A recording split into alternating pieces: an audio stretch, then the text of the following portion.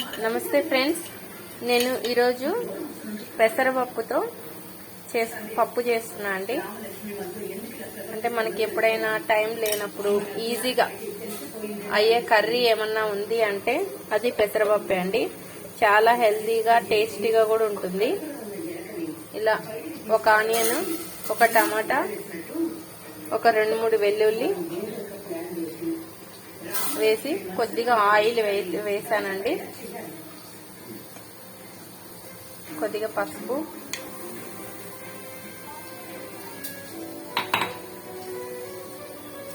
కొద్దిగా జీలకర్ర ఇవన్నీ వేసి ఒక 2 విజిల్ అయితే రావాలండి.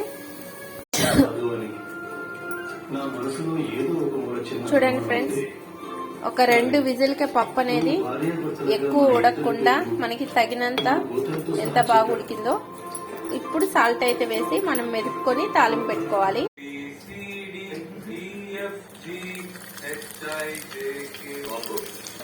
ఇది వడిమండి, మీరు కావాలి అంటే తాలింపు గింజలు కూడా వేసుకోవచ్చు.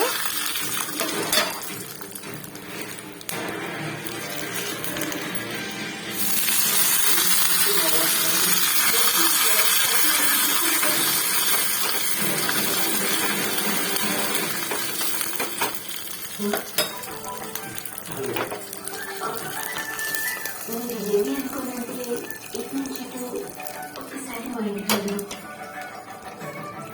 మా అమ్మ వారిని కూడా పిలుస్తాను.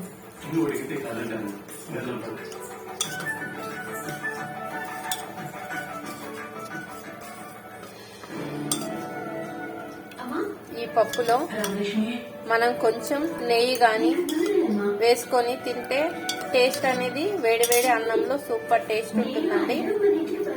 మనం చపాతీలో కూడా తీసుకోవచ్చు. ఇది మీకు నచ్చితే ఒక లైక్ చేసి, షేర్ చేసి, సబ్స్క్రైబ్ చేయండి. Thank you.